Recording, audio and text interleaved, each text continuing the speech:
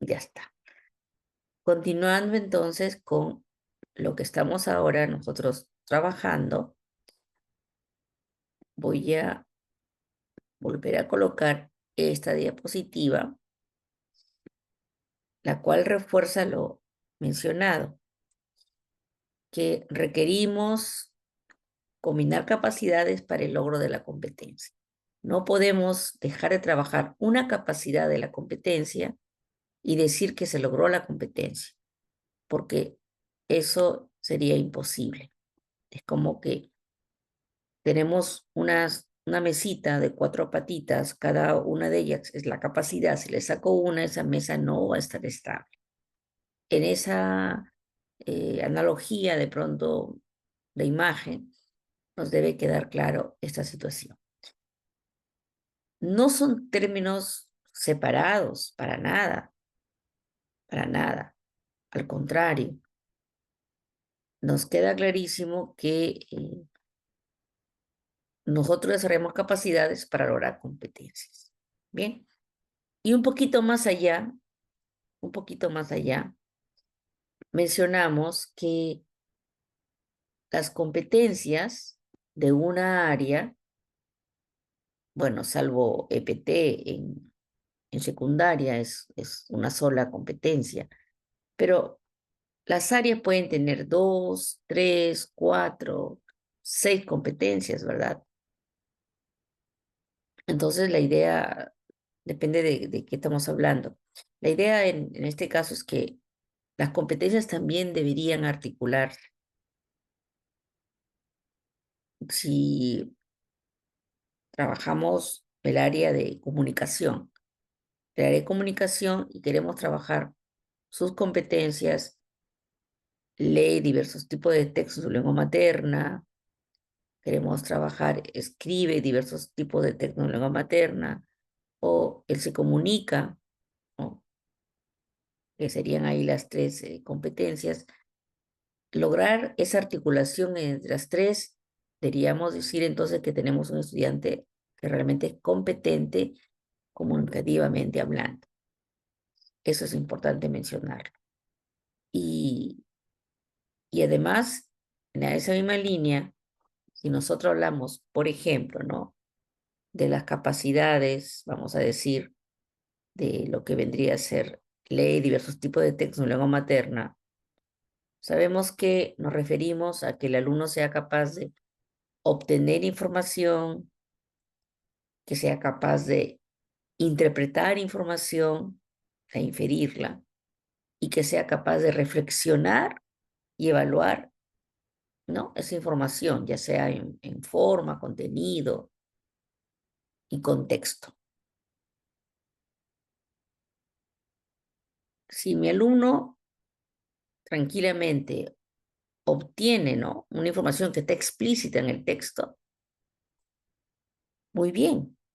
Si mi alumno aparte que sabe encontrar una información explícita, ya sea, por ejemplo, un año, personajes, por decir ejemplos, y además mi alumno es capaz, mi estudiante, de interpretar la información, cuáles son las ideas o el tema principal del texto. Entonces ya te fijas, reconoce algo explícito, reconoce algo implícito y además de ello, reflexiona si es válido o no es válido, por qué para él sí, si lo puede relacionar con su vida diaria, está de acuerdo o no con el autor. Ah, en esa línea lograríamos esa figura de la competencia. Y así sucede para todas las demás áreas.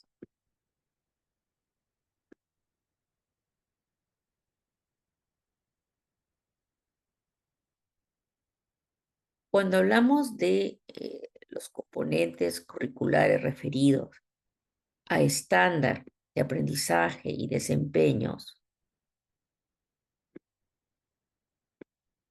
al igual que en el caso anterior, no hablamos de cosas diferentes, diferenciadas, separadas.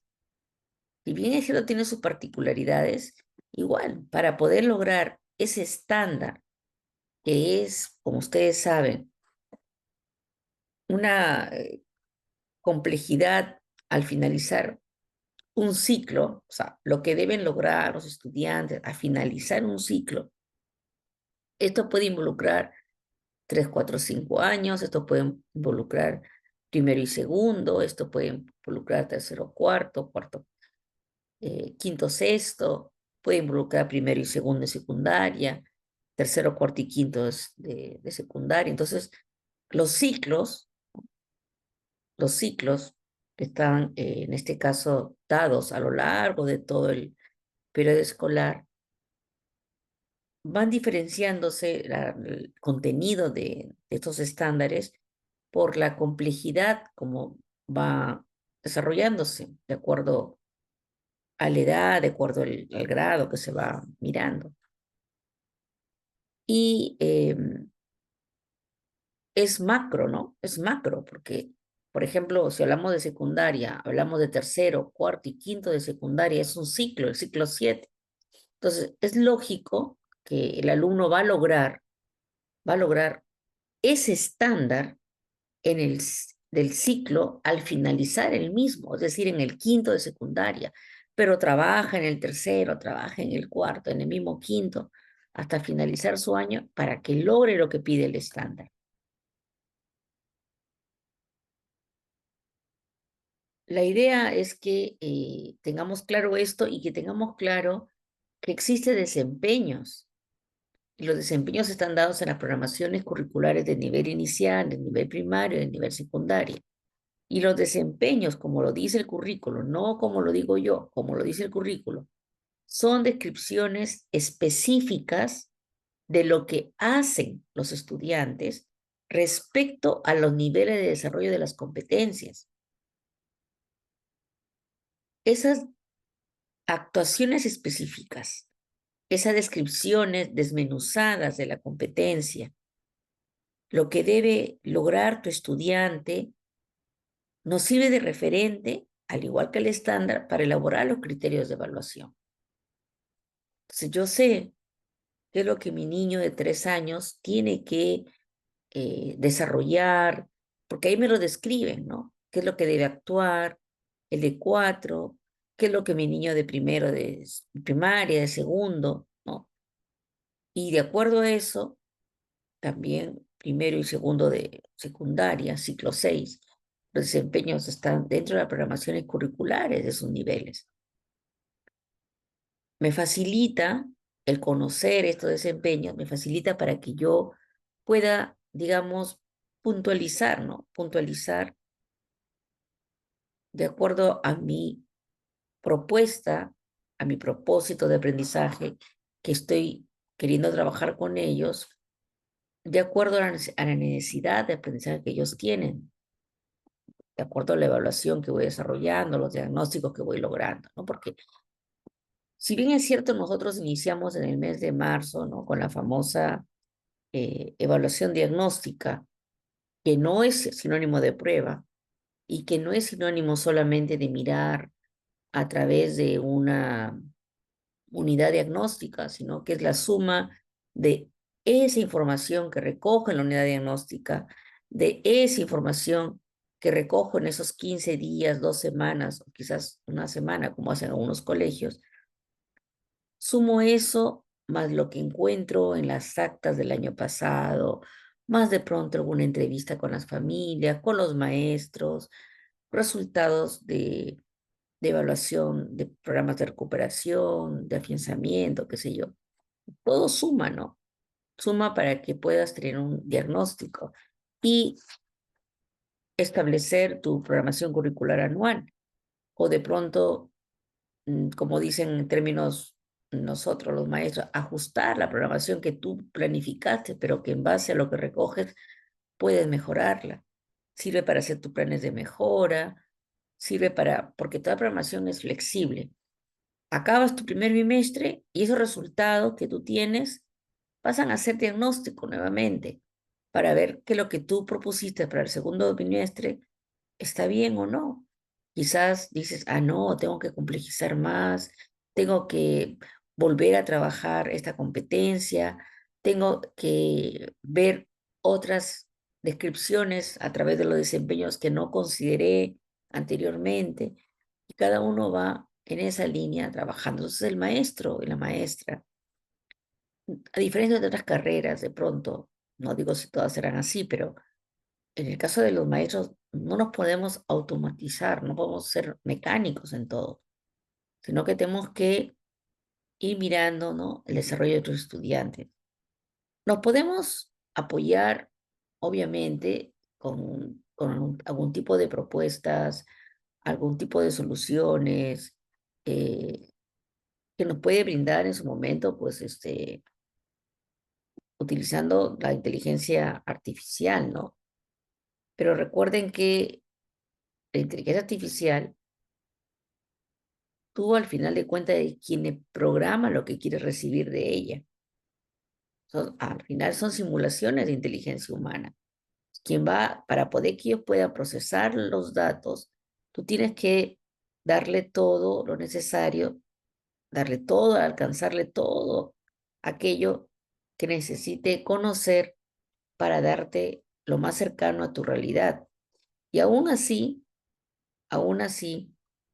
contando con esta asistencia que pueden ustedes tener, aún así es necesario darle esa mirada humana, ¿no? Y ver que realmente va a responder, está respondiendo a lo que tú esperas para tus estudiantes. Muy bien, vamos a ver acá.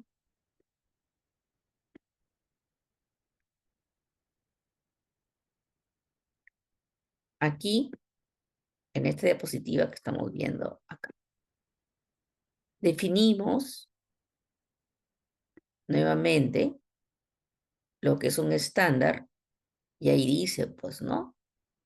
Ahí dice lo que menciona el currículo, página 25, 26, si mal no me recuerdo, no recuerdo mal. Entonces dice, al finalizar los ciclos, al finalizar los ciclos. Define el nivel que se espera alcanzar al finalizar los ciclos, ¿no? Ya. Y el desempeño nos habla de que describe lo que hace un estudiante, acciones observables, es más específico que el estándar y es coherente a la definición de las capacidades. Cuando tú lees el estándar, seguramente te has dado cuenta que en la redacción o en la escritura del mismo se relaciona con cada una de las capacidades, ¿correcto? Cuando tú miras a los desempeños, te vas a dar cuenta que en los desempeños de las programaciones de inicial, de primaria y secundaria, te vas a dar cuenta que esos desempeños, algunos se relacionan con la capacidad uno, con la capacidad 2, otros con la capacidad 3, otros más. Entonces, ¿qué quiere decir eso? Tal como lo indica el currículo, tal como lo indican las programaciones, sus descripciones, es coherente a la definición de la capacidad. En otras palabras, si usted quiere lograr lo que es la exigencia del estándar, tiene que trabajar sí o sí los desempeños, ¿no? Es como cuando yo quiero lograr la competencia, tengo que trabajar sí o sí las capacidades. Entonces, en esa línea, ninguno está alejado del otro, al contrario, ¿no? Es parte de. Si alguien lo lee de otra manera esto, cuando digo lee, me refiero a que lo comprende de otra manera, puede tener muchos puntos de vista de lectura, quién sabe, ¿no? Y se aceptaría.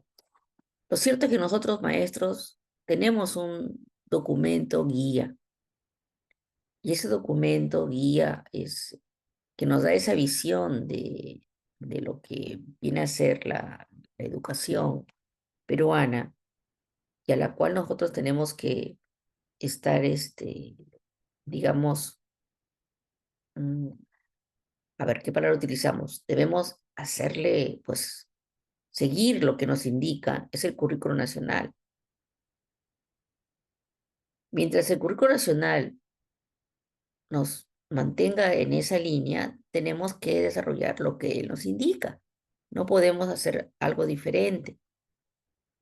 Eh, no es correcto que de pronto un grupo, digamos, de personas tomen alguna otra decisión, salvo que en algún momento, pues, se elimine alguna parte del currículo. Entonces, ahí sí.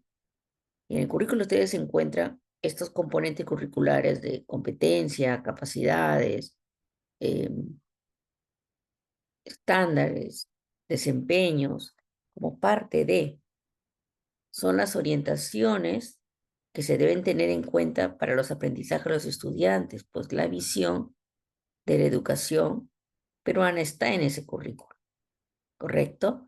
Y además, este currículo tiene marcos teóricos y metodológicos de las competencias, ¿no? Que están organizadas ¿en dónde? Están organizadas en áreas y están organizadas ¿en dónde? En las programaciones.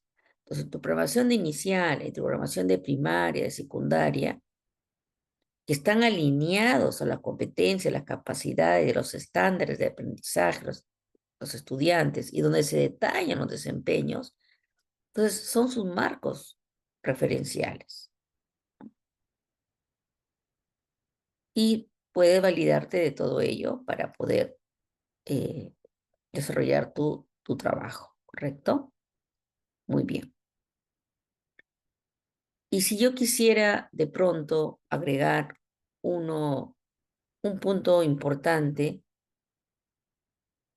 e invitarles a ustedes a tenerlo en cuenta, es que se haga lectura y ojalá pues en su momento dado, después, quién sabe, puede haber un curso en relación a eso, al marco del buen desempeño docente. Es necesario que nosotros conozcamos también nuestro marco de buen desempeño docente, no solamente porque es un instrumento de la política educativa del Ministerio de Educación, sino que a través de ese marco del buen desempeño docente, tu colega, tu maestro, puedes tener en claro cuáles son los criterios, ¿sí?, de tu práctica. Puedes saber, bueno, literalmente nos habla, si queríamos mirarlo de esa forma, literalmente nos habla de la visión de la profesión docente. Y esa visión de la profesión docente está en la línea de los 4 dominios del marco del buen desempeño docente. Dominios que están referidos a la enseñanza, que están referidos también a la preparación para el aprendizaje, que están referidos a la participación con la comunidad y que están referidos a la identidad docente y a la profesionalización, ¿no? Personalidad. ¿Por qué es importante que yo conozca y domine, o al menos me apropie del marco del buen desempeño docente? Porque voy a saber qué competencias tengo que lograr, ¿no? Y qué desempeños tengo que hacer, realizar, qué capacidades tengo que tener en cuenta para preparar a los estudiantes para el aprendizaje, para enseñar a los estudiantes, ¿no? Entonces, dominio uno, dominio 2 y los otros dos más que ya había mencionado, que son importantísimos, claro está, ¿no? Y en esa línea nos vamos a dar cuenta que cuando viene las rúbricas del desempeño docente, las rúbricas de desempeño docente están en el dominio 2 porque tiene que ver todo con enseñanza. Entonces, dentro de ese dominio 2 encontramos, ¿no?, la participación de los estudiantes, encontramos promueve el pensamiento de orden superior, encontramos el monitoreo y retroalimentación, encontramos el manejo del clima, del aula, lo que tiene que ver con el manejo también de las normas de convivencia, los comportamientos, ¿no?, los estudiantes.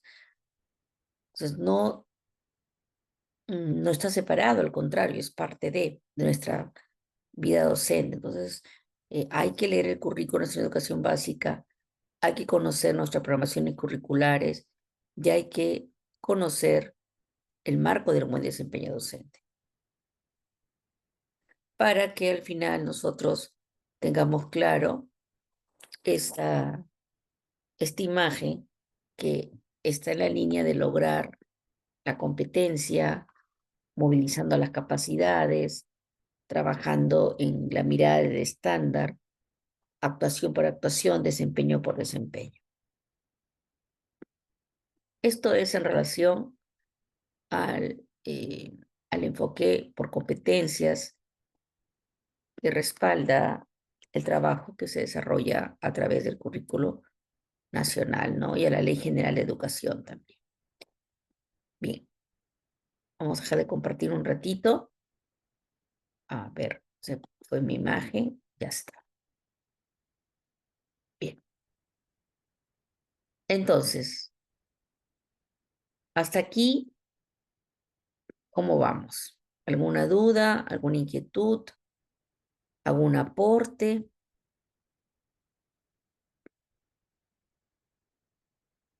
Estamos trabajando en esa línea.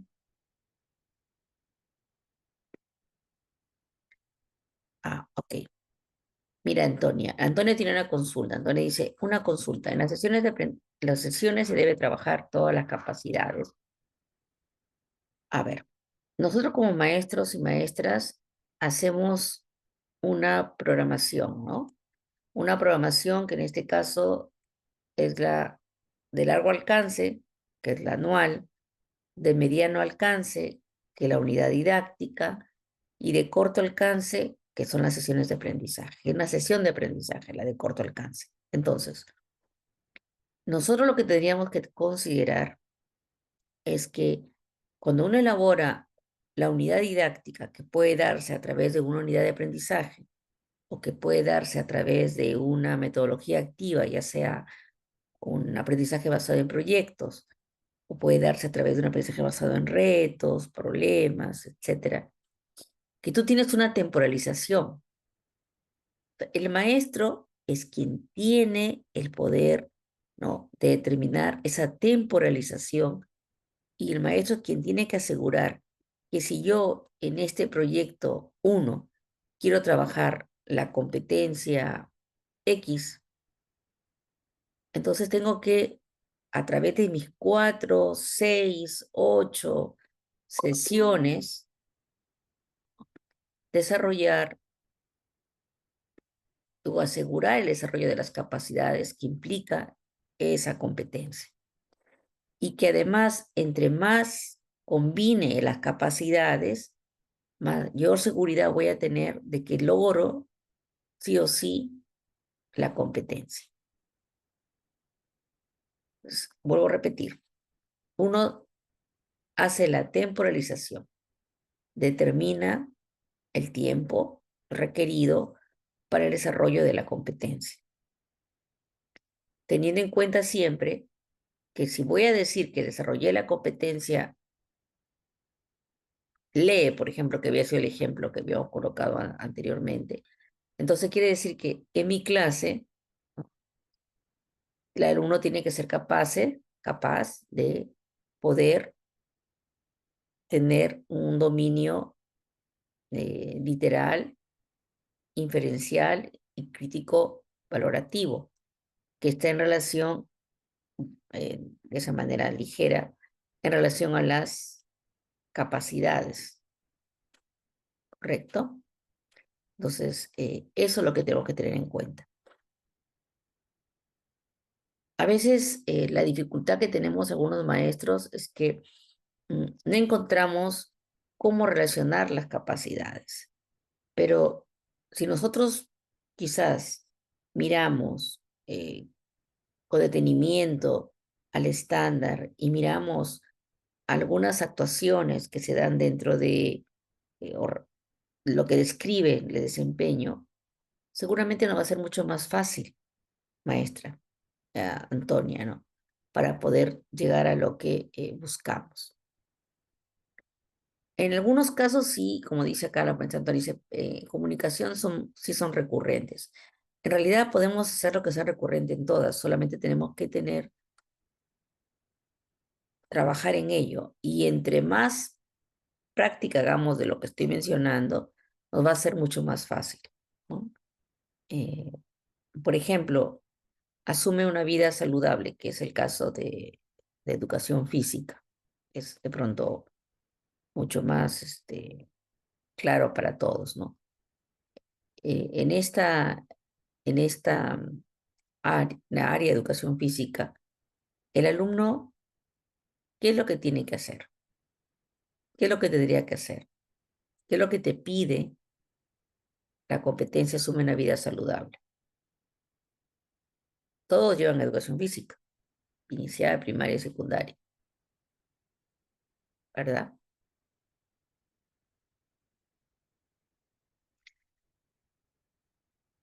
¿Qué quiere decir? Entonces, tiene dos capacidades. Dos.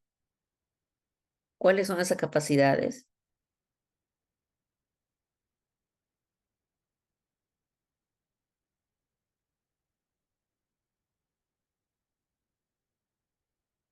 ¿Nos recordamos? ¿Están pensándolo? ¿Alguna palabra clave? A ver, el alumno que la competencia asume una vida saludable tiene dos capacidades. Una que está referida a qué? A que comprende las relaciones entre la actividad física, la alimentación, la higiene, ¿no? La salud. Y por otra parte, la otra capacidad que es incorpora prácticas que mejoran su calidad de vida. Ahí nada más en ese ejemplo. Entonces, si yo realizo de pronto durante mis 3 horas que tengo de educación física o mis 2 horas, ¿no? O de pronto digo, bueno, ¿saben qué? Voy a trabajarlo esto, pero esta competencia, pero en 2 semanas. Entonces, tengo de pronto una sesión con más tiempo. Ya cada uno maneja sus tiempos, ¿no? De acuerdo a su nivel, al área. Entonces, tendría que promover un trabajo con los estudiantes, promover una situación significativa, interesante, y tendría que tener algunas acciones e interacciones que me lleven a que mi estudiante sea capaz de hablarme de prácticas que mejoren su vida saludable, su calidad de vida, perdón, ¿no? Mirando su alimentación, mirando sus actividades físicas, como el deporte, por ejemplo, ¿no? La higiene, o sea, no es difícil, creo yo, ¿no?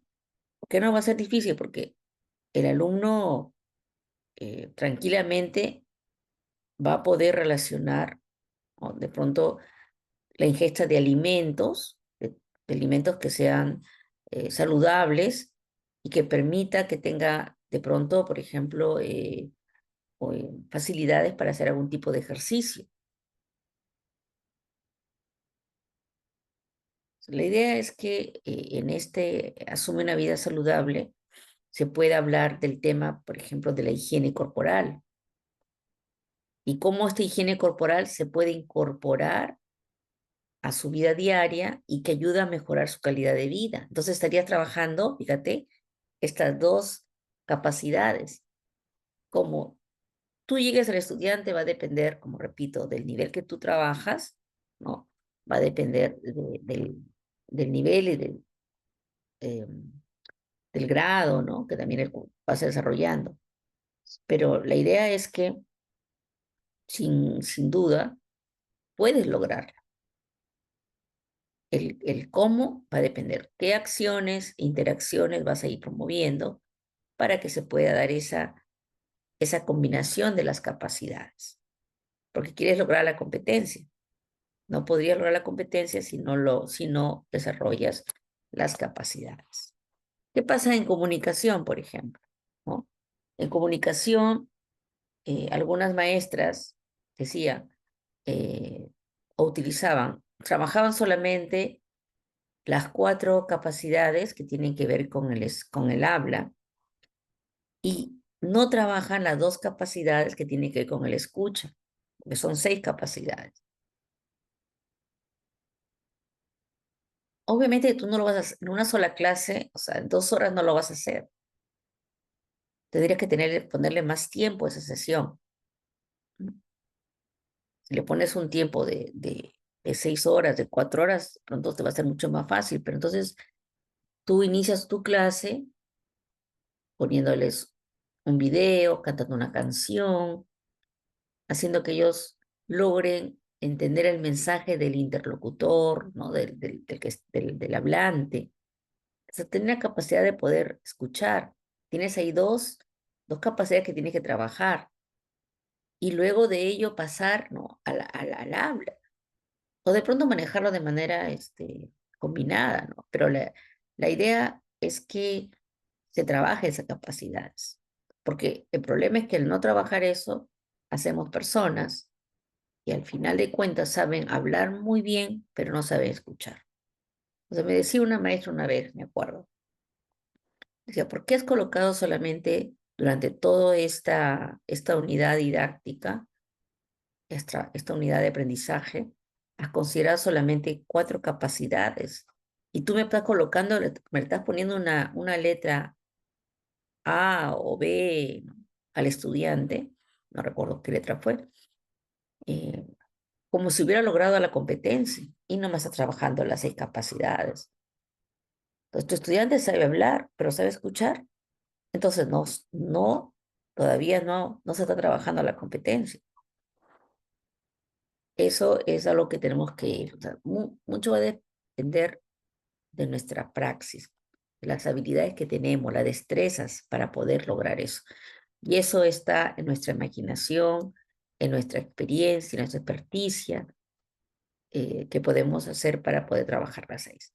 Como digo, ustedes, ahora que tenemos tantas facilidades que podemos buscar y solamente, pues, pedir, ¿no? De acuerdo a lo que queremos a través de un uso de inteligencia artificial, pero siempre es bueno darle esa miradita, esas particularidades, porque las características propias de tu estudiante solo lo conoces tú, ¿no? Muy bien, bien, Antonia. Entonces, ahí estamos tratando de responder tu pregunta.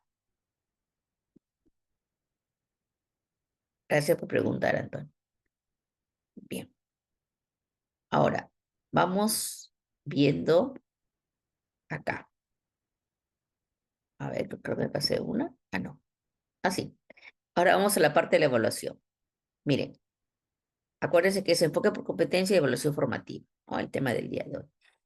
Entonces, en la evaluación dice que es un proceso permanente de comunicación y reflexión sobre los resultados de los aprendizajes de los estudiantes. Proceso permanente de comunicación y reflexión sobre los resultados de los aprendizajes de los estudiantes. Bien, en esa línea, recordemos que nosotros trabajamos con una evidencia, ¿verdad? Una evidencia que no debemos ver solamente como un final, sino debemos mirar como un proceso. Eh, Anteriormente solamente nos íbamos a la parte ya del logro del producto. Ahora nos queda claro que tenemos que mirar cómo el alumno va avanzando hacia el logro de esa evidencia, sea producto o actuación, ¿sí? Y que todo esto esté en relación al propósito de aprendizaje que te has planteado, de acuerdo a lo que tú ya has precisado en relación a la competencia. Lo otro es que apliques instrumentos que estén en la línea del enfoque formativo, ya sea una rúbrica, de pronto tu portafolio, de pronto tu lista de cotejo, pero una lista de cotejo en la cual no solamente es mires un sí o un no, sino un por qué, eh, un cómo mejorar. Eso es lo que tenemos que hacer. La planificación definitivamente es básica. Si no se planifica bien, no sabemos qué camino tomar. La improvisación no nos asegura nunca nada.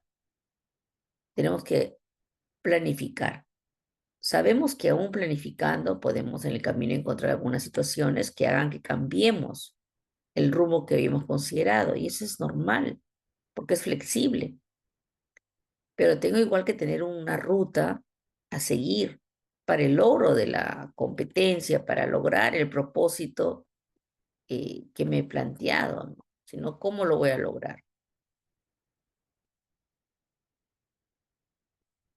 En ese propósito de aprendizaje que yo tengo, he visto qué competencia voy a trabajar, cómo lo voy a hacer, qué situación significativa voy a traer a movilizar, eh, cuál es la situación significativa que tengo que trabajar. Entonces, eso nos debe quedar bastante claro. Mis criterios de evaluación que voy a diseñar y el instrumento que voy a considerar, ¿no? Y claro está a través de qué evidencia lo voy a lograr. Entonces, es una linealidad que no podemos perder. O sea, esa linealidad no podemos perder. Hay que tener mucho cuidado cuando uno elabora una evidencia, porque a veces la evidencia que tú consideras no es la evidencia que te va a ayudar realmente a mirar tu competencia. Hay que tener mucho cuidado con ello. El enfoque por competencia responden a la demanda del mundo actual, permite al estudiante afrontar situaciones, planificar todo para el desarrollo de la competencia. Si tú eres un maestro competente, entonces ya cada uno en sus casitas lo va pensando, por favor, porque de eso se trata. Se trata de que ustedes tengan la oportunidad de reflexionar. Es el fin supremo, creo, mayor que uno puede tener a través de este tipo de trabajos. Que no se trata de que yo sola hable y ustedes acepten, sino que se trata de que reflexionemos sobre nuestra práctica.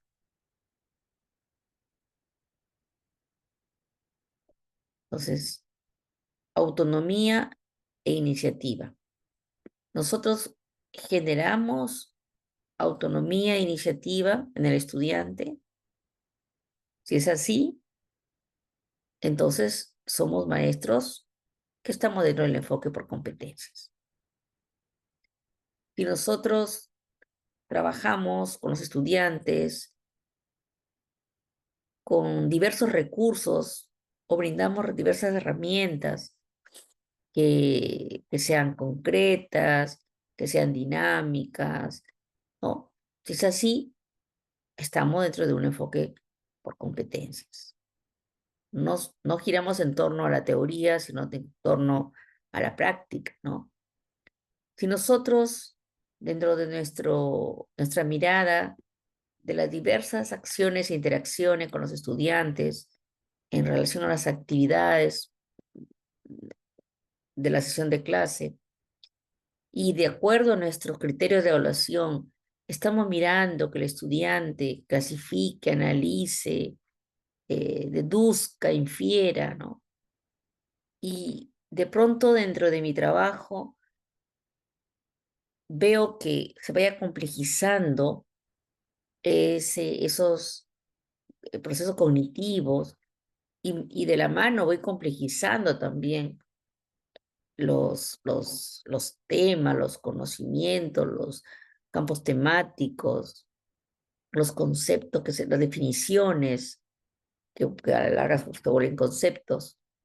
Y lo voy también en esa línea, ¿no? Complejizando para que haya una mejor comprensión de conceptos. Entonces, es así, quiere decir que soy un maestro competente, porque esa comprensión de conceptos que se llevan a cabo a través de su aprender haciendo, obviamente, va a crear sus propios conceptos. Si yo trabajo la indagación, si yo trabajo también desafíos, situaciones retadoras, que vayan a la línea de la reflexión. Si movilizo, como dijo alguien, interrogantes, ¿no? Entonces, esto indicaría que yo soy un maestro bajo el enfoque por competencias.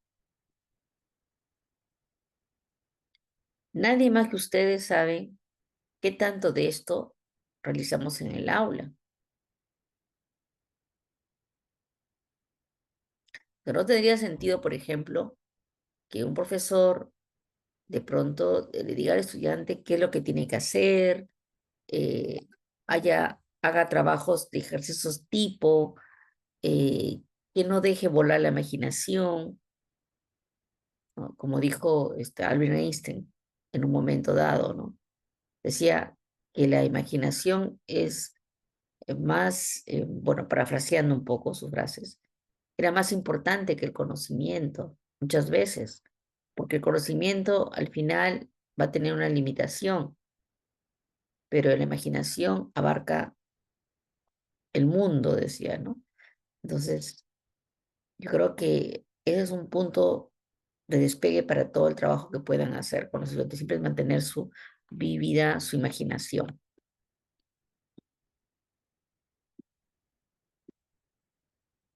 Si yo soy un docente que, que digamos, me considero un docente mediador del aprendizaje, es decir, trabajo de acuerdo a la necesidad de mis estudiantes, de acuerdo a sus intereses, de acuerdo a su contexto. Estoy ahí para moderar, para facilitar, ¿no? Entonces estaríamos hablando de un maestro competente, de un maestro que está bajo el enfoque por competencias. Si considero, y está resaltado acá, dentro de mis clases, que haya interacción social, que trabajen de manera cooperativa, ojo, cooperativa, pero bajo mi mediación, bajo mi coordinación, porque eso es importante también, porque a veces dicen, no, no, ahora con el nuevo enfoque, los alumnos trabajan solos. Los alumnos tienen que trabajar obligatoriamente siempre en grupos. Entonces, se va a los extremos y se pierde, ¿no?, la mirada individual que tenemos que atender también a los estudiantes, porque cada uno tiene sus diferencias, ¿no? O de pronto dejamos de monitorear el trabajo y el resultado solamente es de uno, de dos y del resto no. Pues ahí hay que trabajar mucho en esta parte porque no trata de eso. Por otra parte, si soy un maestro competente, trabajo mucho el clima en armonía, el clima cordial, el clima amable, ¿no? El clima donde se atiende la necesidad de los estudiantes y sobre todo que haya respeto entre ellos, definitivamente. De esa forma, por este respeto entre ellos, manejo de autorregulación de sus emociones, puedo asegurar que realmente hay una vinculación positiva entre los estudiantes y que se vinculen positivamente con el conocimiento. Como decía, esto ya es para analizar cada uno de ustedes y mirar si realmente en esa figura están como maestros y maestras dentro de la línea del enfoque por competencias. El enfoque formativo de la evaluación, por otra parte, nos habla, y estamos ya en el enfoque formativo, no podría haber un enfoque por competencias si no se habla del enfoque formativo, obligatoriamente. Si tú dices que eres un maestro que moviliza el enfoque por competencias, obligatoriamente tendrías que movilizar el enfoque formativo de la evaluación.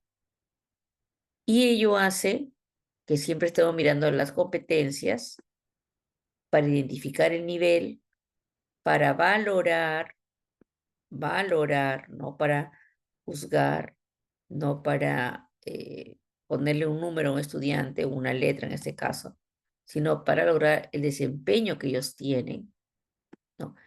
Y para crear oportunidades continuas de mejora. Y a esas oportunidades continuas de mejora lo voy a lograr aplicando, ¿no?, retroalimentación descriptiva, retroalimentación por descubrimiento, y quién sabe, ¿no? La idea es que poco a poco ellos vayan logrando esa autonomía dentro del desarrollo, porque también no se trata de que yo doy más retroalimentación, soy mejor maestro. Se supone que tu retroalimentación que aplicas en algún momento queda como una base para que el alumno frente a una situación parecida o similar pueda tener un recordar de lo que se gestionó la clase anterior y él mismo pueda ¿no?, autorregularse. Entonces, si es así, estamos muy bien. Con ese estudiante de pronto ya no se interviene porque ya ha tenido esa valoración y, y ya su intervención podría ser en otras líneas. Entonces, de eso también se trata, ¿no? Porque si no, es como que no hemos logrado realmente una verdadera retroalimentación.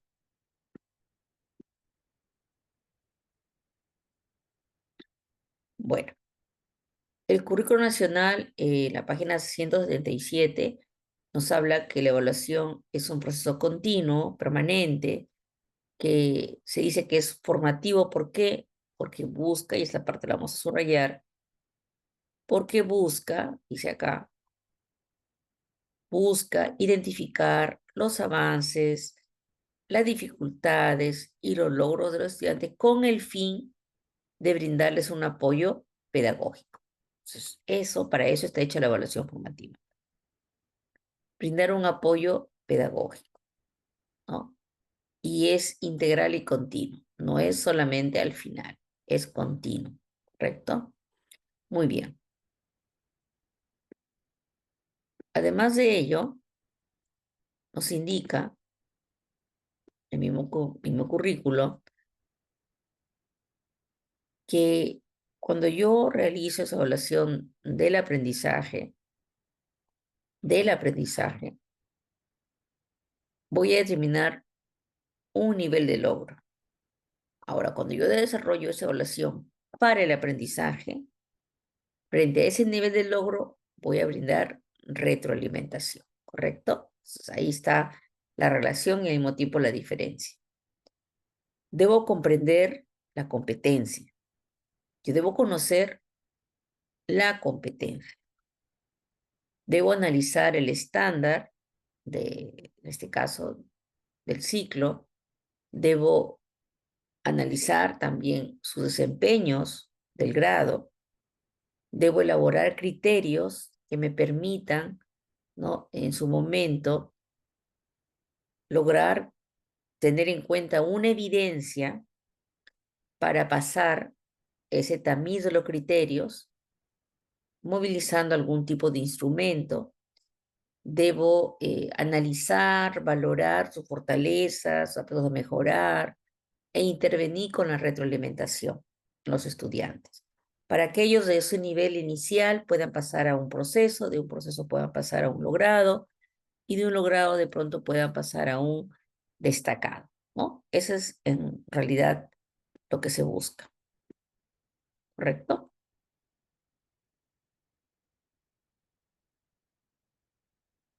Esta imagen es muy conocida por nosotros, es una síntesis de todo lo que hemos dicho, hacia dónde vamos, dónde estamos y cómo seguimos avanzando, ¿no?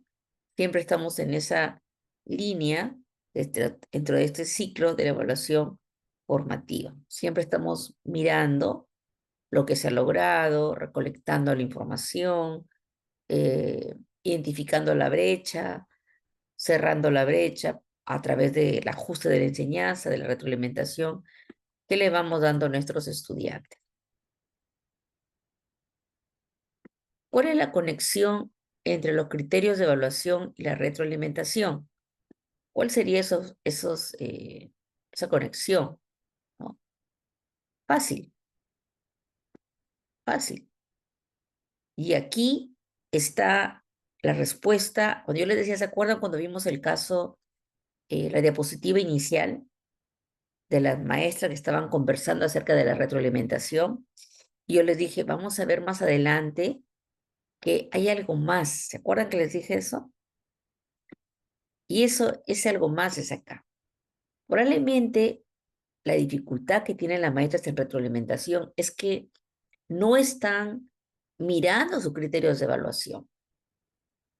Si tú miras tus criterios de evaluación, sabes que tu retroalimentación va a estar en base a esos criterios de evaluación. Te vas a dar cuenta a través de la evidencia que está procesando el estudiante o a través de la evidencia que está culminando el estudiante, te vas a dar cuenta, ¿no? Mirando tus criterios de evaluación, dónde debe ser tu intervención.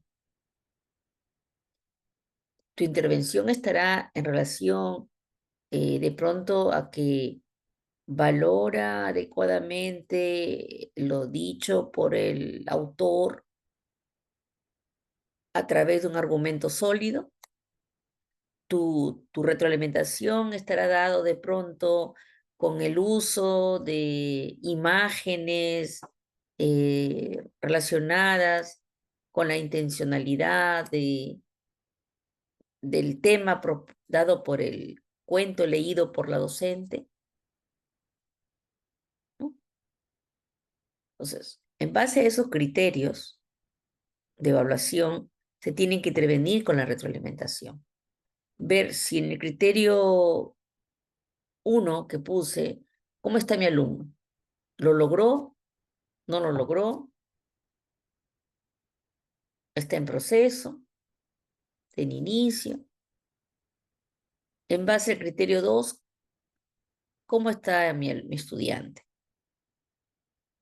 Y así, ¿no? Si tengo 2 o 3 o 4 criterios, los cuales también, obviamente, están en relación a cada una de las capacidades. ¿Ah? Y lo otro que tenemos que tener en cuenta, colegas, es que recuerden, ¿no?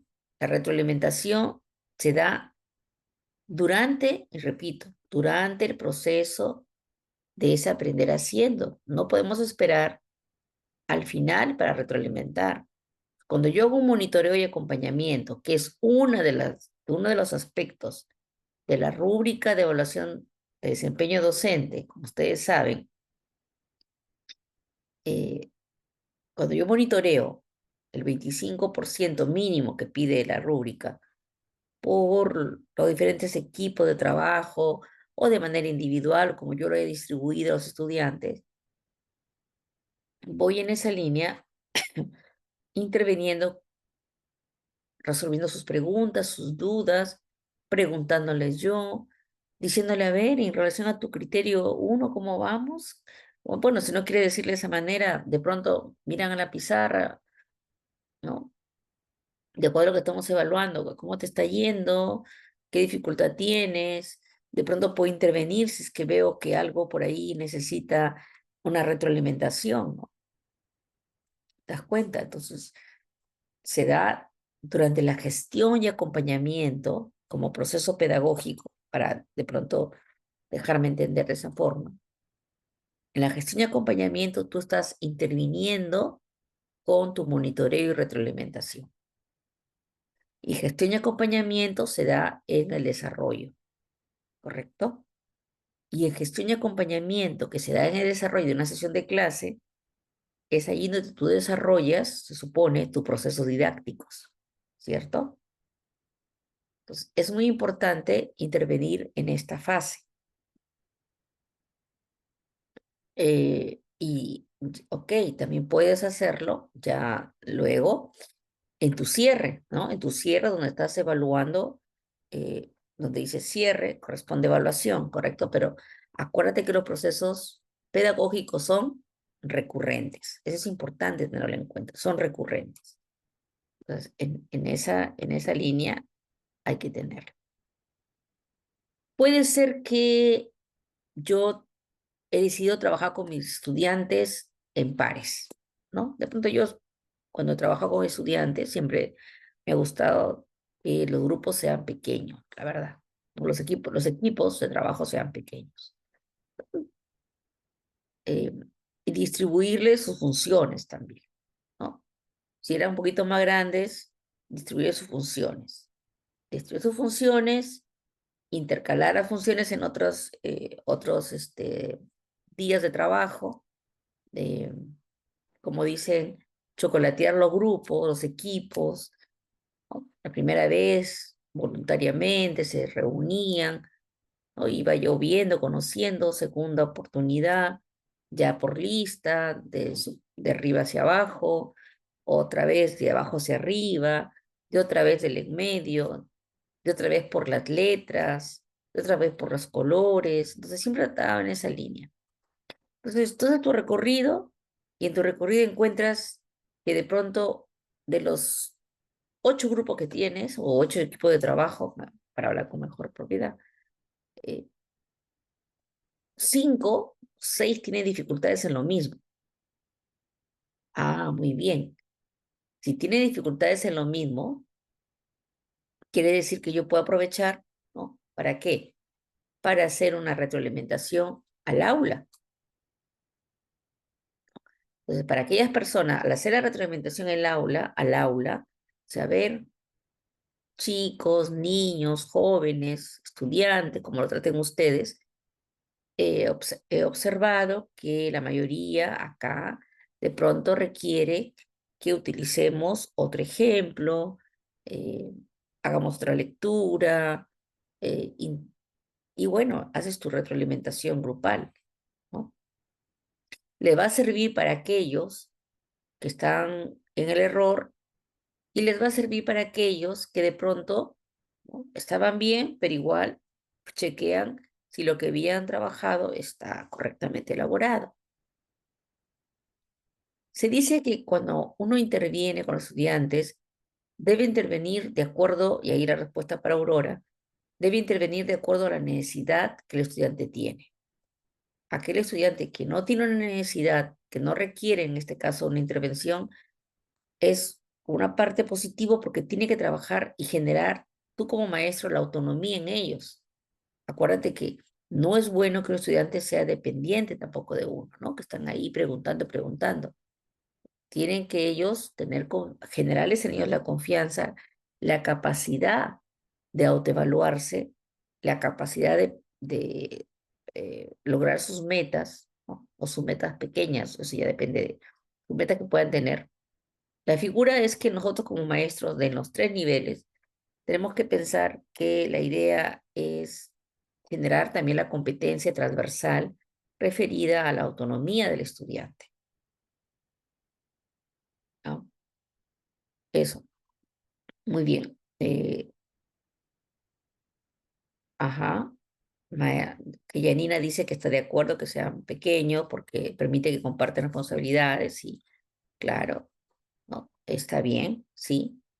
Ya mucho depende también de el trabajo que estás haciendo, ¿no? Por ejemplo, si yo quería hacer un debate, y quería hacer un debate de pro, en contra, de pronto de lo que sería la eutanasia en una clase que quiera trabajar en una clase que tenga que ver con alguna de las áreas.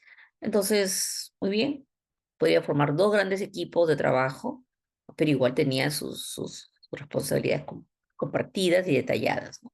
Que permitían que todos participen. Entonces, eso, nos dimos cuenta a través de esta parte de que las colegas que tuvieron la dificultad en la imagen presentada, quizás no tenían claro, ¿no?, cómo podían utilizar esos criterios de evaluación. Por eso fue una de sus dificultades. El maestro que tiene claro ello, le va a ser mucho más fácil que reflexione sobre aquellos aspectos, que les invite a reflexionar sobre esos aspectos que requieran de pronto una búsqueda de estrategias para mejorar sus aprendizajes.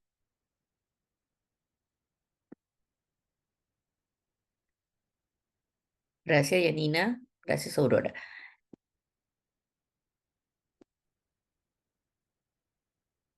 ¿Cómo establecer los criterios de evaluación de una evidencia? Creo que lo leímos, no lo dije yo, lo dijo ahí en una de las partes del currículo. Para los fines de la evaluación formativa se debe tener en cuenta que los criterios de evaluación se formulan a partir de los estándares escritos en el Currículo Nacional de Educación Básica y sus desempeños. Asimismo, debe incluir todas las capacidades de la competencia y ajustarse a la situación o problema a enfrentar. Nosotros cuando trabajamos una planificación curricular y la plasmamos en las programaciones, sabemos que atendemos una demanda institucional, atendemos una necesidad de aprendizaje, ¿no? Entonces dijimos, desde el mes de marzo, cuando nos organizamos en el trabajo de, de gestión, analizamos a través de un FODA, revisamos nuestro PI, algo de problemas, etcétera, y vemos, ¿no?, que hay demandas que se pueden ir generando como son propias del contexto también. Y que ahora eso, ¿cómo es que lo llevo a, a la escuela? Entonces, la educación tiene, digamos así, dos grandes líneas que tienen que considerarse. Tiene un propósito social y tiene un propósito didáctico. Y la educación en esa línea, el propósito social estaría en que de una u otra manera los estudiantes sean partícipes de la solución de un problema que pueda darse dentro de la institución, alrededor de la institución o en la comunidad, ¿no? Eh, es parte de,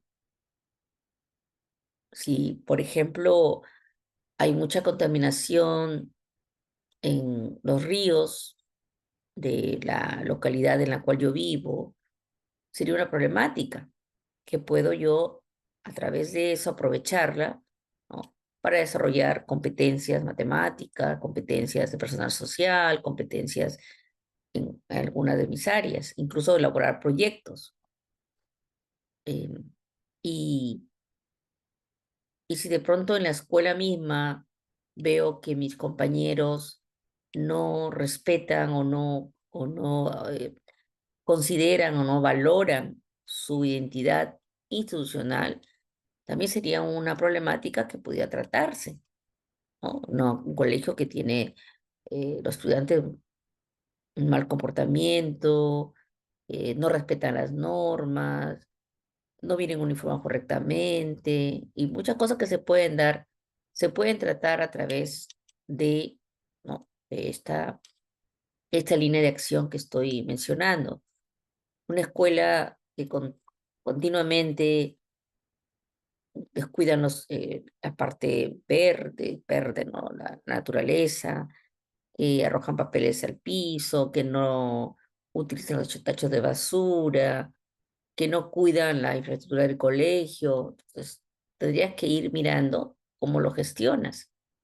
O sea, cada escuela tiene sus propias particularidades, ¿no? Y en base a eso, y su comunidad también las tiene. Entonces, en base a eso, ese propósito social, ¿no?, que se convierte en una situación significativa, lo puedo llevar a la escuela y aprovecharlo para desarrollar las competencias de las diversas áreas de acuerdo a lo que, o al área que yo tengo a cargo. Entonces, eso es lo que se, se requiere. En el caso del proceso de evaluación para el aprendizaje, dado que la finalidad es brindar retroalimentación, los criterios se utilizarán, y ahí está, para observar con detalle los recursos empleados durante el proceso de aprendizaje, que son indispensables para el desarrollo de las competencias explicitadas en los propósitos de aprendizaje.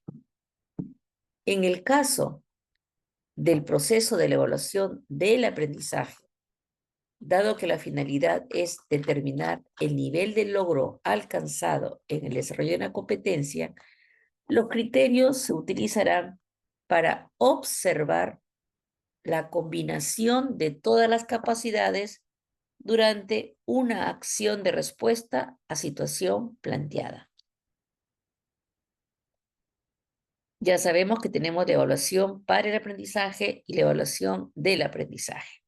Ya sabemos que la evaluación del aprendizaje está en relación a el nivel del logro de la competencia y la evaluación para el aprendizaje está en relación a la retroalimentación que hay que brindar a los estudiantes. Nos quedó clarísimo, como que nos queda claro también que los criterios que se consideran de evaluación frente a lo que debe ser expuesto a la evidencia de aprendizaje es un punto de partida para hacer una retroalimentación adecuada y es un punto de partida también para saber y determinar el nivel de logro de la competencia. Nos queda claro que los criterios de evaluación deben responder a cada una de las capacidades de, de la competencia a fin de asegurar, ¿no?, el logro de la competencia. Si no, sería simplemente un saludo a la bandera.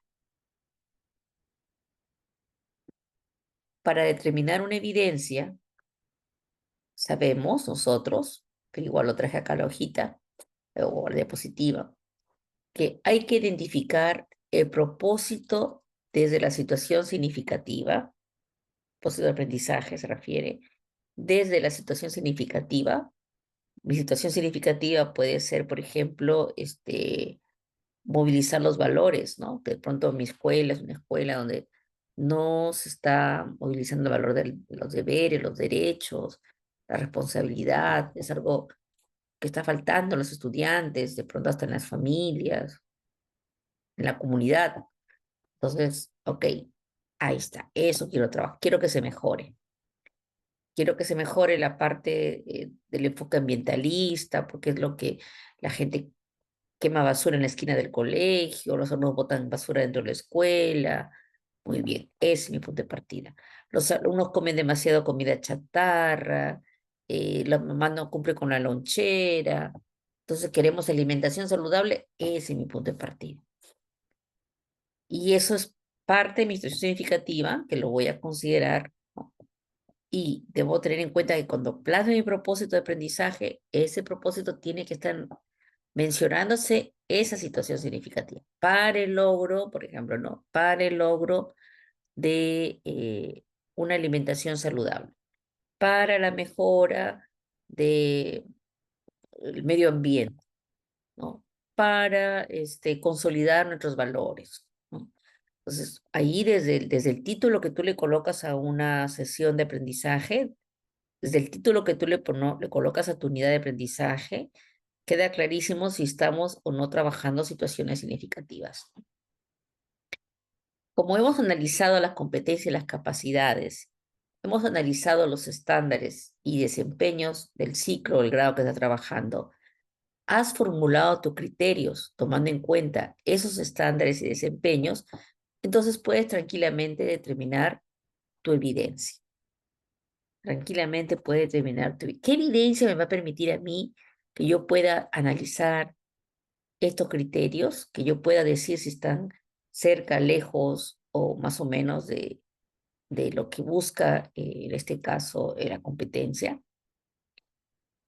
Hay que tener cuidado en que no haya un desfase, ¿no? Por ejemplo, a veces sucede, o he visto que ha sucedido, y cuando he revisado algunas sesiones de algunos maestros, por ejemplo, y de religión, de PCC o en comunicación, ¿no?, que su evidencia estaba en relación a otra competencia, no a la competencia que estaban considerando. Si yo estoy evaluando lee diversos tipos de textos en lengua materna y de pronto cuando miro los criterios veo que algunos criterios se ajustan perfectamente a lo que es la competencia, porque lo trabajó el maestro tal cual, ¿no? Aunque por ahí uno que no estaba bien, bueno, ya, pero lo que no podría darse es que me estén evaluando un organizador de información, por ejemplo. Si tú estás evaluando lee, tienes que ver que el alumno sepa ubicar de pronto los personajes que intervienen. Tienes que ver que de pronto el alumno pueda reconocer el mensaje del texto. Tendrías que ver que de pronto el alumno compare la situación del personaje principal con su vida diaria, suponiendo, ¿no? Que fuera en esa línea. Entonces estás cumpliendo con tus tres criterios. O sea, le pides un organizador de información y en tus criterios evalúas, el organizador cuenta con todas sus partes, por decir un criterio, no, ese criterio no iría para nada con la razón de las capacidades, ¿te das cuenta? O sea, hay que tener cuidado, que cuando uno elabora esos criterios que elabores tienen que estar. Tienes que traerlo de tus capacidades, ¿no? O sea, tienes que haber visto tus desempeños para que te ayudes a la actuación. Tendrías que haber mirado tu estándar, ¿no? Pero básicamente creo yo que particularmente me ayuda mucho cuando yo miro la actuación. Entonces, yo desde que tengo mi programación curricular del nivel inicial, primaria y secundaria, miro, ¿no? ¿Qué desempeños de propios de 3 años, por ejemplo, o de primer grado o de quinto secundaria, qué desempeño se relaciona con la capacidad uno, cuál con la capacidad 2, cuál con la capacidad 3? Los marco ahí en mi documento, los señalo con colores si es posible, y automáticamente me va quedando claro, automáticamente me está quedando claro qué es lo que tengo que valorar en la evidencia. Y me va a quedar claro cómo voy a construir mi criterio. O sea, de esa manera no me voy a perder y escribiendo por escribir un criterio, ¿no? Tampoco es bueno que escribamos un criterio que solamente lo entienda yo y no lo entienda mi estudiante. Mi estudiante tiene que ser capaz de, con sus propias palabras, decirme cuál es el sentido, si quieres ponerlo de esa manera, cuál es el propósito de aprendizaje, ¿no? Mi estudiante tiene que ser capaz de pronto de decirme en sus palabras, parafraseando, o lo que él entienda, ¿no? De lo que implica el criterio uno, el criterio 2, el criterio 3. ¿Qué significa? Y yo tengo que tenerlo ahí puesto en la pizarra y tengo que de pronto, si no alcanzarle una hojita, o de pronto repetirle, o de pronto siempre orientarle en relación a lo que está trabajando en este momento, es para que logres encontrar cuál es el tema de tu, de tu, de tu texto, ¿no? En el ejemplo que estoy poniendo. Entonces, eso es importante. Entonces, no vaya a ser que tenga mis criterios y la evidencia no se precie a ello, o peor aún, ¿no? Que de pronto tenga criterios que miren a un producto y no miren a el actuar competente que demanda la competencia a través de sus capacidades y que lo he podido describir a través del desempeño, ¿no? Y o estándar.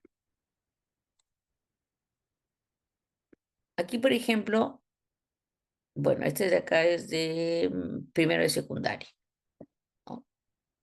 Tenemos la competencia, que están, lee diversos tipos de textos en su lengua materna. Esta competencia, lee diversos tipos de textos en lengua materna, tiene tres capacidades. Muy bien. Si te fijas bien, la capacidad azul obtiene información del texto escrito, la capacidad moradita está, infiere e interpreta información del texto, la capacidad verde dice reflexiona y evalúa la forma, el contenido y el contexto del texto. Estas capacidades están descritas, ¿no? Están descritas en dónde, en el estándar. Ahí está el estándar. El estándar, lo azul, lo morado, lo verde. Entonces, describen a través de este estándar, describe a la capacidad, lo que se quiere lograr de la capacidad, ¿correcto? Y si te vas a mirar los desempeños, te vas a dar cuenta, ¿no?, que igual, capacidad 1, capacidad 2, capacidad 3. El desempeño es inherente a la capacidad, dice el currículo, y ahí está. Nos damos cuenta que efectivamente estamos atendiendo a través de esos 3 colores a cada una de las capacidades. Y te das cuenta que cuando hablamos de interpreta el texto, considerando información relevante y complementaria para construir su sentido global, valiéndose de diversos textos o de otros textos, esto está, como quien dice, sintetizado, ¿no? Una síntesis, pero donde vas a encontrar lo detallado está acá. Mi alumno, para esta clase que yo quiero hacer, quiero que me explique el tema y el subtema. Si quiero que me explique el propósito comunicativo del texto. Si quiero es que me explique los 3, pero hasta ahí, si te das cuenta, tienes la posibilidad de trabajar con tus estudiantes. Ahora, también podría yo querer que ellos trabajen, que distingan lo relevante de lo complementario en un texto, que me clasifiquen y sinteticen la información, ¿no? Quiero que trabajen eso, muy bien, eso lo trabajarán. De pronto digo, quiero que ellos sean capaces de establecer conclusiones, muy bien. Entonces, que trabajen o que haya, mejor dicho, su criterio de evaluación que voy a considerar y las actividades de aprendizajes, acciones, interacciones estén referidas a que sean capaces de construir o de establecer conclusiones sobre lo comprendido, vinculando el texto con su experiencia y sus contextos socioculturales en el cual se desenvuelve, ¿no? Puedo trabajar en esa línea porque con el punto y seguido me indica, ¿no?, que tranquilamente está en el mismo, digamos, propósito todo, pero con diferentes aristas. No me salgo del desempeño que referido a infiere, interpreta información del texto, que es la capacidad, pero puedo trabajarlo en uno u otro. O si no, puedo trabajar los 3. Depende, pues ya, si ustedes tienen mucho tiempo, ¿no? Pero eso va a depender de cada uno. Ya si quiero que para que mi estudiante le sea mucho más explícito, para que el niño, la niña, o el joven, o la señorita pueda entender, de pronto ya, si sé que estoy trabajando un texto narrativo, le puedo poner texto narrativo. Si quiero, sé que estoy trabajando de pronto el cuento Paco Yunque, le puedo poner, explique el tema, el subtema y el propósito comunicativo de Paco Yunque y ya está, ¿no? O sea, esas cositas que puedo ir ajustando, no hay ningún inconveniente. Lo importante es que el alumno entienda el criterio. Si la palabra es distingue, muy complicada, le pondré otro sinónimo, pues. Si la palabra es relevante, de pronto, ¿no? Pero la idea es que cuando llegue a criterio, le quede claro a mi estudiante.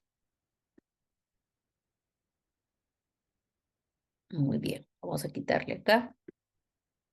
Ahí estamos. La idea de este módulo 7 en realidad es establecer esa conexión entre el enfoque por competencia y evaluación formativa. Esto es un poquito adicional que les estoy brindando para que nos tengamos un panorama un poco más amplio, ¿no? Y, y como estoy brindándoles ese panorama un poquito más amplio, cuando hablamos de retroalimentación, tenemos que centrarnos básicamente que nos exige el Minedu a través de la rúbrica de desempeño docente. Y el Minedu, a través de la rúbrica de desempeño docente, nos exige a nosotros, si queremos lograr un nivel 4, un nivel 3, un nivel 2, un nivel 1, tenemos estos tipos de retroalimentación. Un nivel yo le digo inicial, es el nivel 1, un nivel proceso es el nivel 2, un nivel logrado sería un nivel 3 y un nivel destacado sería un nivel 4. Y esto un poquito en relación al puntaje también, ¿no? Que se considera. Ahora, cuando se hace un monitoreo a un docente, que es un tema quizás de otro módulo, pero la intención es que un monitoreo sirve para apoyar al docente, porque el monitoreo acompañamiento o el acompañamiento y monitoreo es una, una consecuencia de una evaluación formativa. Entonces, si hablamos que evaluación formativa es crear oportunidades oportunas, ayudar a mejorar el desempeño a los estudiantes, acá también es ayudar al maestro, a la maestra, a tener un mejor desempeño. O sea, por eso que uno monitorea para poder retroalimentar al maestro, ¿no? Muy bien, regresando al estudiante, eh, cuando usted monitorea al estudiante y brinda una retroalimentación descriptiva, ¿no? Estamos hablando de un nivel 3. Cuando usted monitorea y brinda una retroalimentación por descubrimiento o reflexión, estaríamos hablando del nivel 4. En en una clase real, ¿no? Eh, es normal que de una u otra forma se visualice diferentes tipos de retroalimentación, ¿no? De pronto hasta se puede visualizar una retroalimentación, elemental, quién sabe. Entonces, sin embargo, de acuerdo a la rúbrica, la idea es que se visualice por lo menos en una oportunidad una retroalimentación descriptiva o una retroalimentación por descubrimiento sería lo ideal, ¿no? Por lo menos una vez. Si visualice eso, de acuerdo a eso tiene usted su puntaje. Más allá del puntaje, en realidad, la idea es que entendamos que siempre la retroalimentación es parte de la evaluación formativa y que lo hace posible. No podría haber una evaluación formativa sin retroalimentación, ¿correcto? Acá vemos casos de elemental, de descubrimiento, reflexión, de descriptiva o de incorrecta.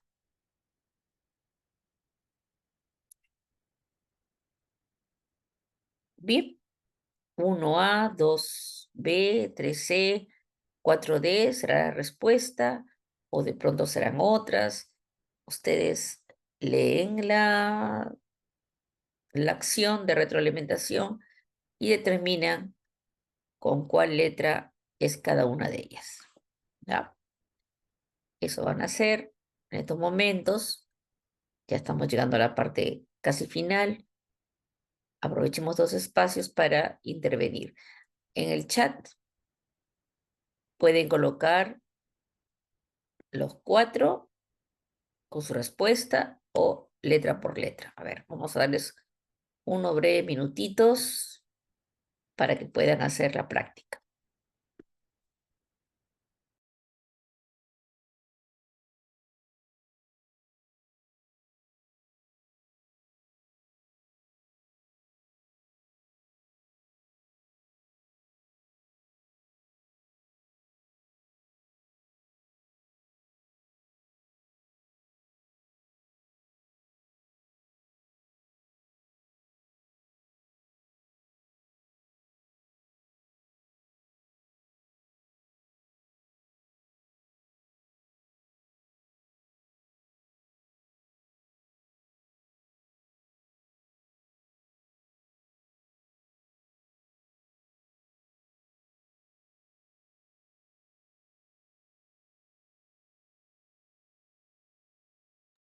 Muy bien.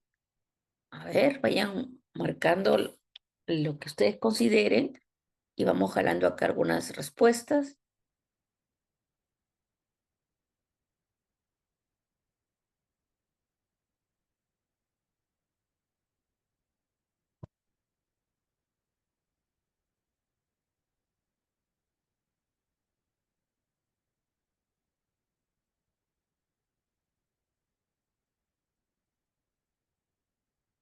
¿Cuál será elemental? ¿Cuál será por descubrimiento, reflexión? ¿Cuál será incorrecta?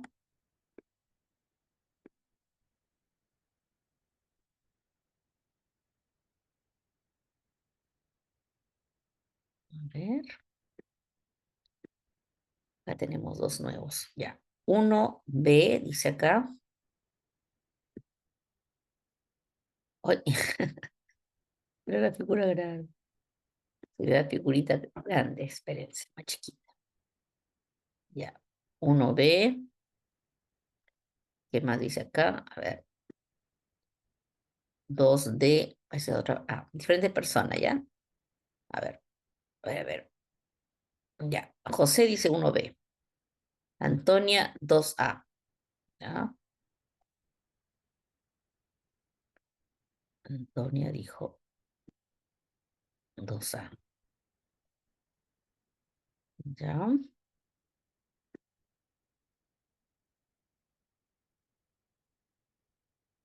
Eh, José Luis dice 4A. Uy, ya está, la está ocupada. Ujú. Coincidieron en 3C.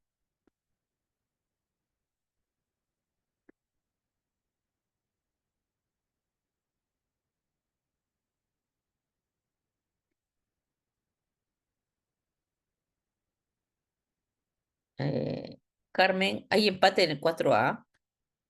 A ver, hay 4A. ¿Quién ha puesto 4A? 1, 2, 4A.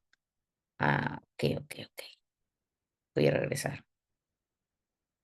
Voy a regresar porque hay empate acá. A ver, borrador. Acá está. Ya. Por recurrencia, ¿ya? Por recurrencia. Por recurrencia queda así. La 3C, por recurrencia también.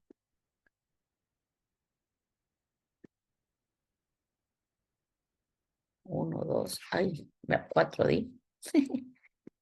Más abajito. Ya. Y por recurrencia es la 3C. Así. 1, 2. ¿Y la B qué sería? La 1. 1B y la 2 sería incorrecta porque quedó la única que es solita.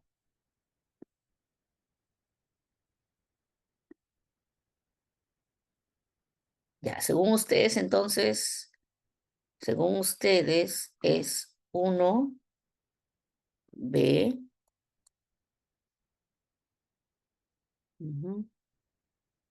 2D, 3C y 4A, ¿no? Según ustedes. Ahí, así queda. Listo. Muy bien. A ver, vamos a hacer un redoble de tambores. Ya, ahí está, yo les he puesto lo que ustedes han marcado. Vamos a borrar y vamos a revisar. Ahí estamos. A ver, según ustedes, ¿cómo fue esto? Acá. 1B, correcto. 1B. A ver, le dice, ¿por qué cree que es así? Él dice, porque 20 más 30 es 50. Le dice, ¿cómo podemos hacer para comprobar? Y dice, bueno, hay que medir la temperatura. Buena idea. Toma el termómetro, mídela. Lo mide, observa, ¿no? Y dice, no, no es 50, es menos de 30. Entonces, ¿pero por qué? ¿Qué pasó? Ah, es que se produjo un equilibrio térmico, ¿no? Entonces, hay un ping-pong, vamos a decirlo así, de preguntas, respuestas, se da para que verifique, se compruebe, se da cuenta del error, y no solamente eso, sino que hace alusión a un término que no lo había considerado anteriormente. Muy bien. Estamos bien con la 1B. Luego dijeron 2D. Ahí se equivocaron. Acá el maestro le está diciendo, ¿no?, que no es 50, le dice. O sea, cuando es elemental, te dice sí, no, o te dice aquí es 15, acá es verde, aquí es una rosa, qué sé yo. Entonces, en esa línea es elemental. Luego, la 3C pusieron, ¿no? Bien. Recuerda que cuando agregas agua fría al agua caliente, esta se enfría. O sea, le describe, le da a conocer al estudiante, le brinda, ¿no?, una ayuda en esa línea. Entonces, no puede ser 50. No le da la respuesta, ojo, no le dice es menos de 30, no le dice. No le dice, recuerda que cuando agregas agua fría, el agua caliente se enfría, no puede ser 50. A ver, revisa. Pero le da una ayuda cuando le da esa teoría. ¿Y por qué, y por qué nos equivocamos en la anterior? Porque si uno lee el contenido, dice, cuando dos cuerpos A y B que tienen diferentes temperaturas se ponen en contacto térmico, después de un cierto tiempo, alcanzan la condición de equilibrio en la que jamás ambos cuerpos estarán a la misma temperatura. O sea, mejor dicho, siempre se unen dos cuerpos y siempre va a haber uno caliente y uno frío, cosa que es mentira. Entonces, eso hace que esto sea incorrecto.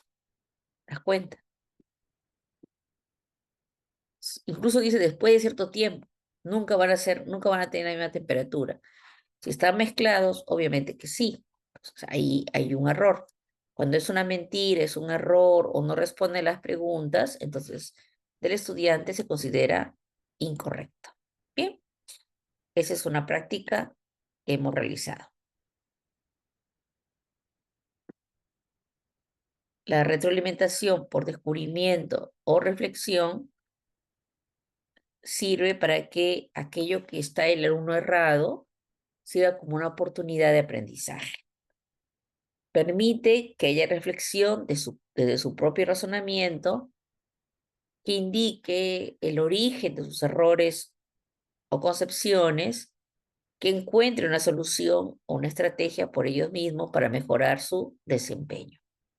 Lo cierto, colegas, es que cuando hablamos de retroalimentación por descubrimiento, reflexión, tienen que ustedes recordar siempre que tiene que haber un diálogo del error.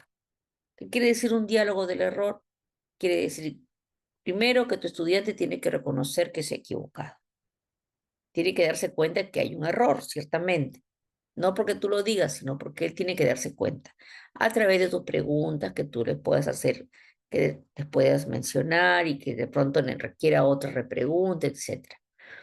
Entonces, una vez que él se da cuenta del error, el otro punto dentro de tu diálogo del error es que el estudiante sea capaz de eh, saber por qué se originó ese error, qué es lo que lo llevó a ese error. Es decir, identifique el origen del error. Ah, es que yo pensé, es que yo sumé, es porque yo combiné, es porque yo hice esto o aquello, ¿no? Luego de esto, como tercer, digamos, parte de este diálogo, tendría que, ok, se dio cuenta que hubo un error, se dio cuenta cuál fue el origen del error, ahora va a encontrar la solución o va a encontrar la estrategia. Ah, y si utilizo esto, creo que mejor lo voy a hacer de esta manera. acabo de recordar aquello o esto, ¿no?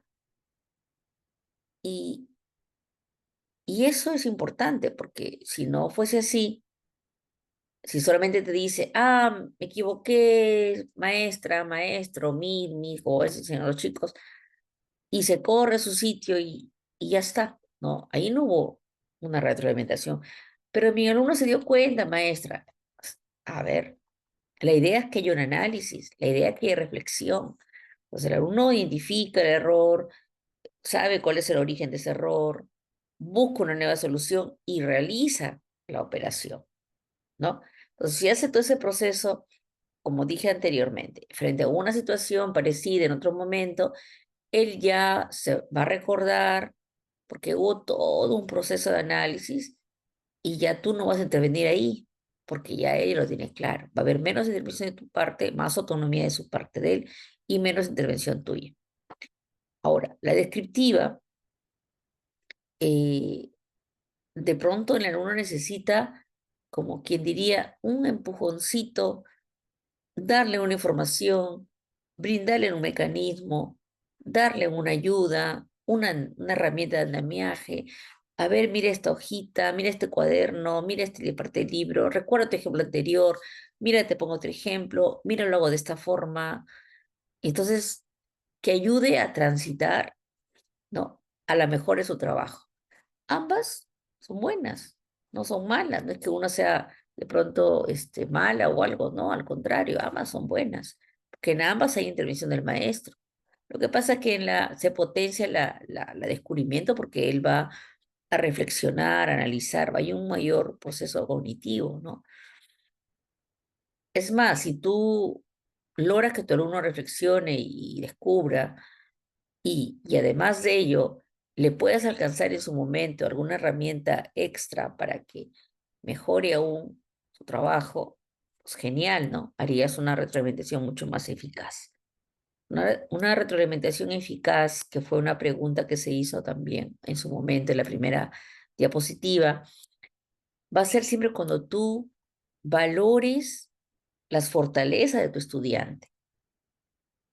Bien, Juan, lograste identificar los colores primarios en el dibujo que se te presentó, por decir, ¿no? Entonces, muy bien, María, has logrado, ¿no? Reconocer dentro de tu alimentación los elementos que son energéticos y que te van a ayudar a lograr mayor desplazamiento físico, sus actividades de deporte, ¿no? ¿Te das cuenta? Entonces, eso es la idea, de que en esa línea sus fortalezas. Y en la misma línea, ¿no? Aquellos aspectos que requieran mejorar, aquellos errores que ellos puedan tener, intervenir, ¿no? Volvamos a leer tu ejemplo, volvamos a ver, revisemos bien tu trabajo, miremos a ver, preguntas que te puedan ayudar al estudiante a darse cuenta de que hubo ese error y que haga todo el proceso del diálogo del error que ya expliqué.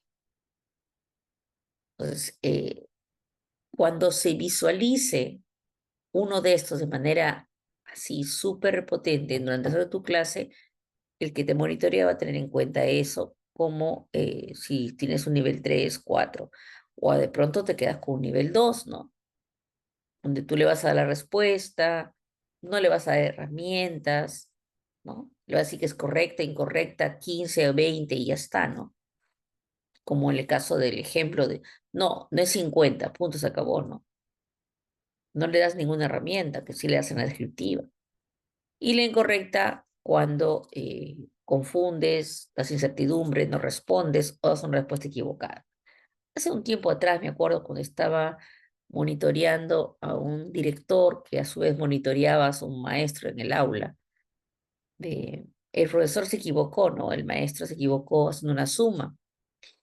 Y el director me pregunta, maestra, me dice, ¿puedo intervenir? Yo le dije, yo no le puedo decir si usted puede intervenir o no. Usted actúe según lo que usted cree conveniente, es que yo lo estaba evaluando a él, ¿no? Entonces, él tenía que tomar la decisión y no le podía decir que lo haga o no haga eso. El maestro probablemente pensando que no nos habíamos dado cuenta, continuó con su clase, ¿no? Entonces, ahí sí, como continuó con su clase, porque de pronto diría, pues no se dieron cuenta, pienso yo, ¿no? O quizá no se dio cuenta él tampoco, no sabemos. No debería haber continuado con su clase. Si tú como maestro te equivocaste en una sumatoria, que fue el ejemplo, me parece que fue una sumatoria, fácil, ¿no?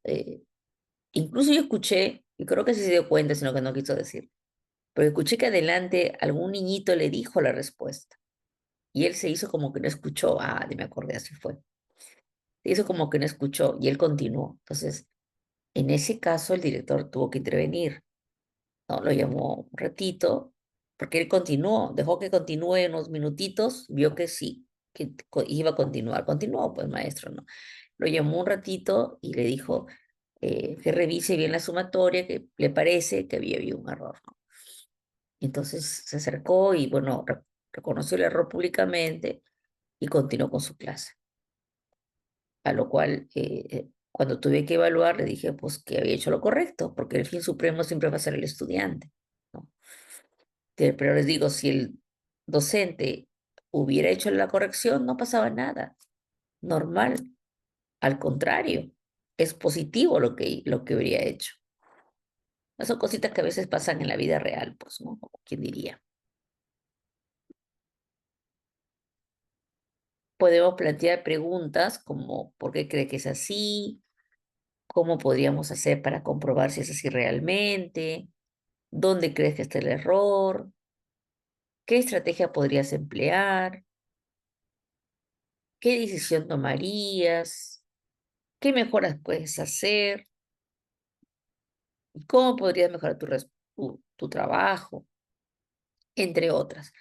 Cada intervención tiene distinta eh, preguntas, porque va a depender mucho de lo que tú estás trabajando, cómo lo estás trabajando, ¿correcto? O sea, ¿qué estrategia podrías replantearte ahora, etcétera?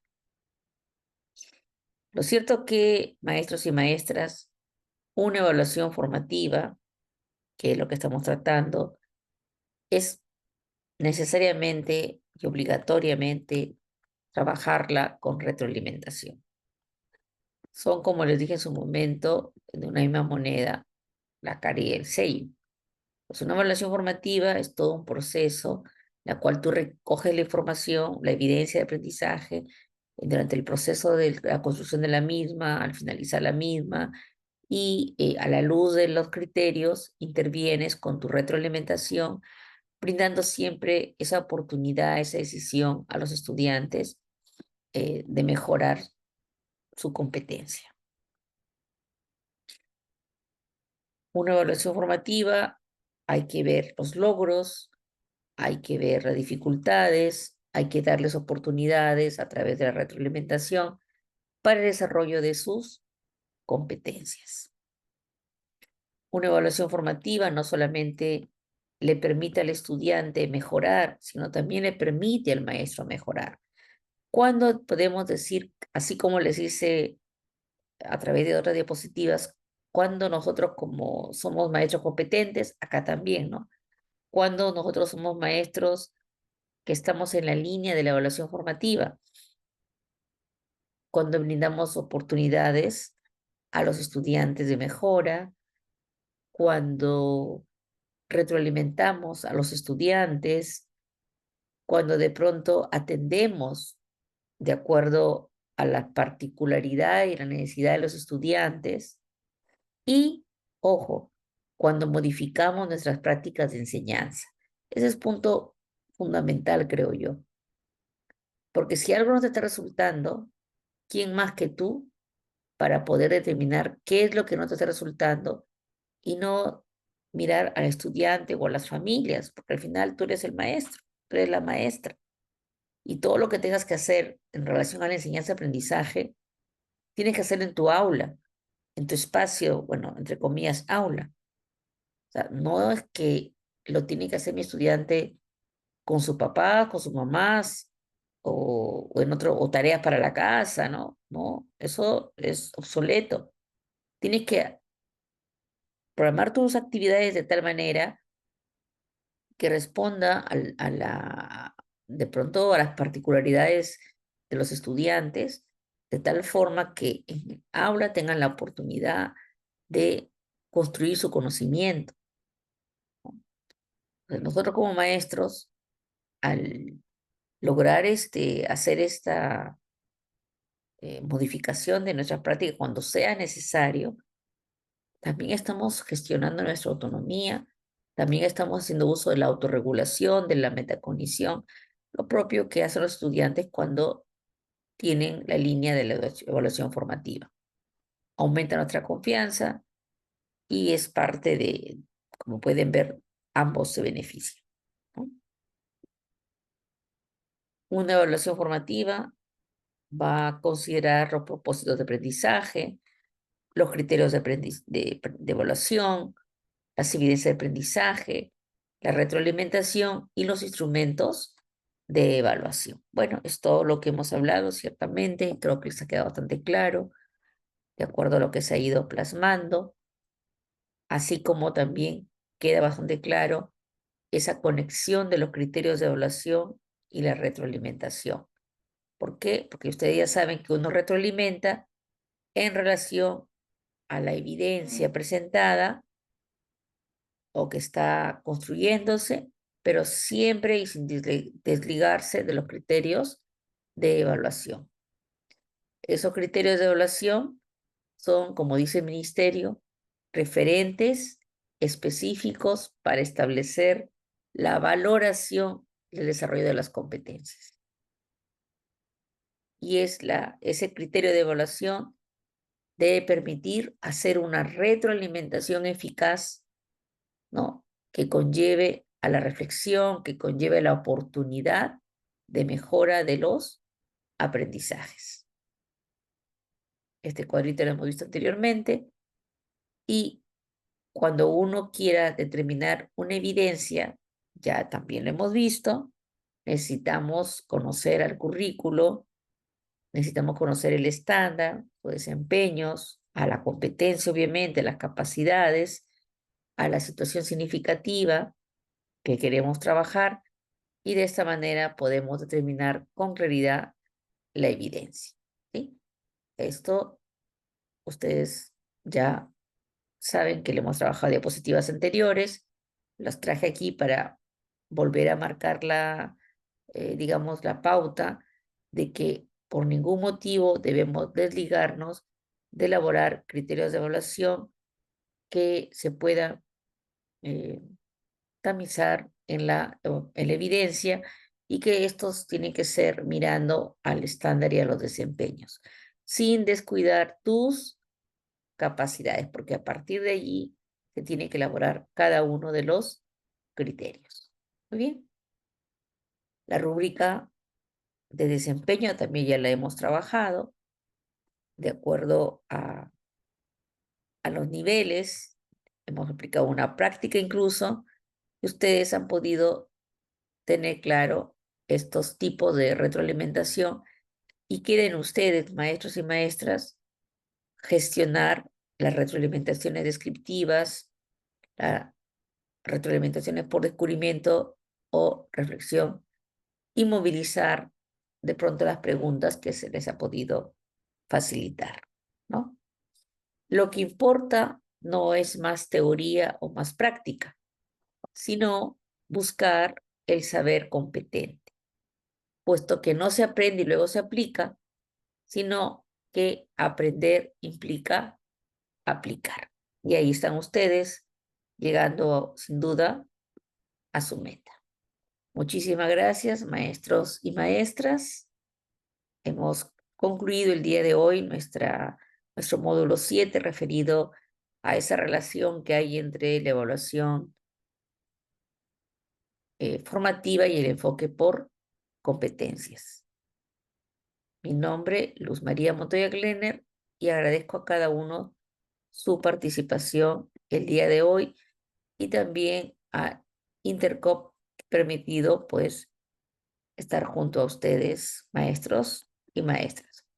Muchísimas gracias por su intervención continua y Dios mediante podamos vernos en otro módulo. Muchísimas gracias, colegas, maestros y maestras, Aurora, Antonia, Carmen, Janina, Yasmí, José Luis y Lisette. Y sobre todo aquellos maestros que han intervenido, esto indica que están aquí presentes en clase, que es lo más importante. Muchísimas gracias y que tengan muy buenas noches. Muchísimas gracias, buenas noches. Buenas noches, Carmen. Buenas noches, Janina, Antonia. Gracias, muy buenas noches. Buenas noches, buenas noches. Hasta luego. Gracias, Miss, buenas noches. Chao, Aurora. Gracias, Miss. Buenas noches. Hasta luego, José. Gracias por intervenir.